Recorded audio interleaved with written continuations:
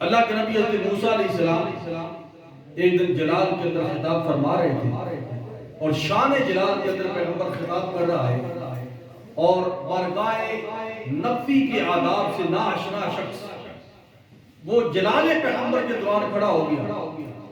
پیغمبر نے جلال کی حالت کے اندر کہا کہ اس وقت روئے زمین کے اوپر مجھ سے بڑا عالم کوئی نہیں۔ تو وہ شخص کھڑا ہو گیا، اس نے بھی بات کر تو اللہ رب العزت جل جلالہ نے اس میں اپنے پیغمبر کی اصلاح کی۔ تو فرمایا میرے موسیٰ، آپ نے اتنا بڑا دعویٰ کر دیا ہے، حالانکہ زمین کے اوپر ایک ایسا شخص موجود ہے جس کے پاس ایک ایسا علم ہے جو آپ کے پاس نہیں ہے۔ حضرت موسیٰ علیہ السلام کے اندر تجسس پیدا ہوا ہے، اللہ مجھے اس شخص سے ملا، میں اس سے ملاقات کرنا چاہتا ہوں کہ اس کے پاس کون سا ایسا علم ہے جو میرے پاس نہیں ہے، تاکہ میں وہ علم بھی حاصل کر سکوں۔ تو حضرت موسیٰ علیہ السلام سے ملاقات کے لیے چلتے ہیں۔ حضرت خضر علیہ السلام کا واقعہ ہے۔ تو حضرت خضر علیہ السلام سے ملاقات کے لیے گئے، جب ملاقات ہوئی، طویل واقعہ ہے، تو حضرت خضر علیہ السلام نے پہلے ہی فرمایا تھا کہ تو موسیٰ علیہ السلام تم آ تو گئے میرے ساتھ، لیکن صبر نہیں کر سکتے، کیونکہ میں وہ کام کروں گا جو خلاف ظاہر ہوں گے، اور آپ صبر نہیں کر سکیں گے، بول پڑیں گے۔ تو جب آپ بول پڑیں گے تو پھر راہیں جدا ہو جائیں گے۔ تو آپ نے کہا چلو چلتے تو ہیں۔ جب چلے تو اللہ کے نبی حضرت موسیٰ علیہ السلام اور حضرت خضر علیہ السلام چل رہے ہیں، ایک گاؤں کے پاس سے گزرے، بڑے تھکے ہوئے تھے، گاؤں والوں نے کوئی میزبانی نہیں کی، کوئی مہمانوں کا خیال نہیں کیا۔ تو حضرت موسیٰ علیہ السلام کے دل کے اندر آیا کیسے لوگ ہیں، انہوں نے کوئی مہمانی نہیں کی، کوئی میزبانی نہیں کی، کوئی پانی کا نہیں پوچھا، کوئی خدمت نہیں کی۔ تو حضرت خضر علیہ السلام اچانک جاتے ہیں، دیکھتے ہیں دیوار ہے، بڑی بلند دیوار، وہ دیوار گر رہی ہے۔ تو حضرت خضر علیہ السلام نے ہاتھ سے سیدھا کر دیا۔ اللہ اکبر، شان دیکھیے ان کی کیا ہے، انہوں نے ہاتھ سے دیوار کو سیدھا کر دیا۔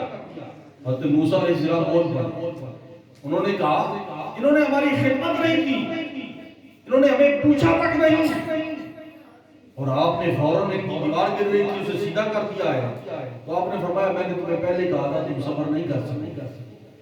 تو یہاں پر حضرت موسیٰ علیہ السلام بے شک نبی برات ہیں، لیکن ان کے سامنے وہ منظر نہیں تھا جو منظر حضرت خضر کے سامنے تھا۔ حضرت موسیٰ علیہ السلام ظاہر کو دیکھ رہے تھے، حضرت خضر علیہ السلام اس کے اندر باطن کو دیکھ رہے تھے۔ شخصیتیں دو ہیں، دیکھنے والے دو ہیں، ایک کی نظر ظاہر پہ ہے اور ایک کی نظر باطن پہ ہے۔ ظاہر پہ جس کی نظر ہے اس نے کہا موسیٰ کیا کر رہے ہو؟ وہ فوراً بولے خضر کیا کر رہے ہو، اسے کیوں سیدھا کر رہے ہو؟ باطن والے نے کہا تمہیں نہیں معلوم کہ یہ اندر کیا ہے، وہ میں بعد میں بتا رہا ہوں۔ دوسرا واقعہ ہوا، کشتی کے اندر سوار ہوئے، کشتی والا حضرت خضر علیہ السلام کو پہچانتا تھا، اس نے کوئی کرایہ نہیں دیا، کوئی معاوضہ نہیں دیا، اس نے خدمت کی اور دریا کے ایک کنارے سے دوسرے کنارے کے اوپر بھیج دیا۔ جب کشتی دریا کے کنارے کے اوپر پہنچنے لگی تو حضرت خضر علیہ السلام نے کشتی کے جو پھٹے لگے ہوئے تھے، تختے لگے ہوئے تھے، ان کو اکھاڑنا شروع کر دیا۔ اب شخصیتیں دو ہیں، ایک کشتی کے اندر دو شخصیتیں سوار ہیں، ایک کی نظر کہاں دوسرے کی کہاں ہے۔ ایک شخصیت وہ کہہ رہی ہے حضرت موسیٰ علیہ السلام نے کہا اے خضر انہوں نے اتنی بڑی نیکی کی، ہماری خدمت کی، ہمیں بٹھایا عزت کے ساتھ، احترام کے ساتھ، ایک کنارے سے بٹھایا، دوسرے کنارے کی طرف اتارنے والے ہیں، اور تم نے کشتی والوں کا نقصان کرنا شروع کر دیا۔ حضرت خضر علیہ السلام نے پھر کہا موسیٰ میں نے تمہیں پہلے کہا تھا آپ صبر نہیں کر سکیں گے۔ اب ایک کی نظر ظاہر کے اوپر ہے، وہ ظاہر کو دیکھ کے بول پڑے، اور دوسرے کی نظر باطن کے اوپر رہی۔ اب تیسرا واقعہ ہوا، جب تیسرا واقعہ ہوا اس کے بعد حضرت خضر علیہ السلام نے کہا ہماری رائے جدا، لیکن میں آپ کو بتا دیتا ہوں منظر کیا تھا۔ تیسرا واقعہ یہ ہوا کہ ایک بڑا خوبصورت بچہ کھیل رہا تھا، حضرت موسیٰ علیہ السلام اور حضرت خضر علیہ السلام قریب سے گزرے تو حضرت خضر علیہ السلام نے اس بچے کو پکڑا اور گلا دبا کے مار دیا۔ اس بچے کو قتل کر دیا، مار دیا۔ اب شخصیتیں دو ہیں، ایک موقع ہے، ایک میدان ہے، منظر سامنے دیکھا جا رہا ہے، ایک کی نظر ظاہر پہ ہے، دوسرے کی باطن پہ ہے۔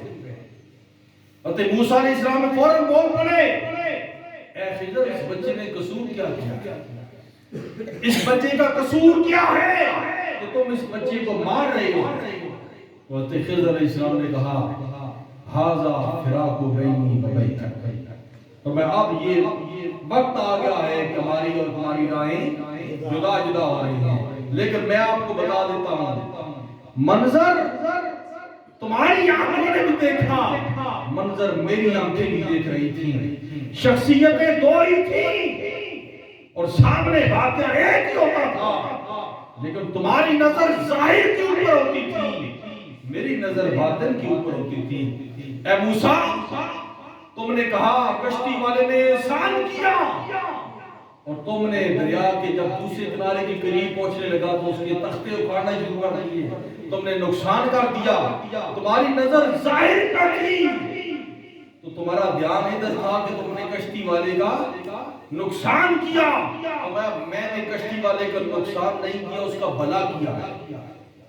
میں تمہیں بتاتا ہوں تمہاری نظر ظاہر پہ تھی، میری نظر باطن پہ تھی، میں نے اس کی کشتی کے اندر عیب اس لیے کیا ہے کہ سامنے باہر ظالم بادشاہ بیٹھا ہوا تھا، وہ جس خوبصورت کشتی کو دیکھتا اس پہ قبضہ کر لیتا، تو میں نے کہا اس کے اندر تھوڑا سا عیب کر دیا جائے تاکہ اس غریب کا رزق چلتا رہے اور اس کے قبضے سے بچ سکے۔ اب ایک کی نظر ظاہر پہ تھی تو فوراً بول پڑے، اور دوسرے کی نظر باطن پہ تھی کہ اس غریب کو ظالم سے بچایا جائے۔ دوسرا فرمایا تم نے کہا اس بستی والوں نے ہماری خدمت نہیں کی تو تم نے ان کی دیوار کو کیوں سیدھا کر دیا ہے؟ تو ان کی نظر ظاہر پہ تھی، واقعہ ایک ہی تھا، دوسرے کی نظر باطن پہ تھی۔ حضرت موسیٰ علیہ السلام تم نے دیکھا ظاہر کو کہ بستی والوں نے خدمت نہیں کی، تو ان کی دیوار کو سیدھا بھی نہیں کرنا چاہیے تھا، تم نے کیوں کیا؟ حضرت موسیٰ علیہ السلام کو حضرت خضر فرماتی ہیں تمہاری نظر ظاہر پہ تھی، تم نے اعتراض کیا، میری نظر باطن پہ تھی، اس دیوار کے نیچے یتیم بچوں کے لیے خزانہ چھپایا گیا تھا، اس دیوار کے نیچے یتیم بچوں کے لیے خزانہ چھپایا گیا تھا، ان کا باپ، ان کے والدین وَكَانَ أَبُوهُمَا صَالِحًا، اللہ اکبر، اس کے والدین، اس کا باپ، ان بچوں کا باپ صالح متقی اللہ کا ولی تھا، اس نے اپنے بچوں کے لیے اس دیوار کے نیچے خزانہ چھپا کے رکھا تھا کہ جب یہ بالغ ہوں گے دیوار کو اکھاڑ کے نیچے سے خزانہ اٹھا لیں گے اور اپنا پیٹ بھر کے کھانا کھاتے رہیں گے۔ تو حضرت موسیٰ علیہ السلام آپ کی نظر ظاہر پہ تھی، آپ بول پڑے، میری نظر باطن پہ تھی، آپ کی نظر ادھر تھی بستی والوں پہ کہ انہوں نے ہماری خدمت نہیں کی، میری نظر یتیم بچوں کے اوپر تھی کہ ان یتیم بچوں کو بستی والوں سے بچا دیا جائے۔ اور تیسرا واقعہ کہ بچے کو قتل کیوں کیا؟ فرمایا تیری نظر اے موسیٰ، اے اللہ کے پیغمبر ظاہر کے اوپر ہے کہ اس بچے کو کیوں قتل کیا، اس کا قصور کیا ہے؟ تو فرمایا میری نظر اس کے باطن پہ تھی کہ یہ بچہ اتنا خوبصورت تھا، اس نے بڑے ہو کے کافر بننا ہے اور اس کے والدین اس کی محبت کے اندر آ کے وہ بھی کافر ہو جائیں گے، تو میں نے کہا اس بچے کو مار دیا جائے، اس کے والدین کو بچا دیا جائے۔ جب یہ بچہ مر جائے گا انشاءاللہ اس کے بدلے اللہ پاک نے ایمان والا بچہ پیدا کرتا ہے۔ اللہ اب دیکھیے منظر ایک ہے، دیکھنے والے دو ہیں، ایک کی نظر ظاہر کے اوپر ہے اور دوسرے کی نظر باطن کے اوپر ہے، اس کو کہتے ہیں غیب اضافی، یعنی دیکھنے منظر ایک ہے، واقعہ ایک ہے، دیکھنے والے دو ہیں، ایک کی نظر سے ایک منظر اوجھل ہے، دوسرے کی منظر کے دوسرے کی آنکھوں کے سامنے وہ منظر ہے جو پہلے شخص کے پاس نہیں ہے۔ اب اس کے اندر تینوں زمانوں کی خبر ہے، ماضی کی بھی، حال کی بھی، مستقبل کی بھی، اور اب آ جائیے سید الانبیاء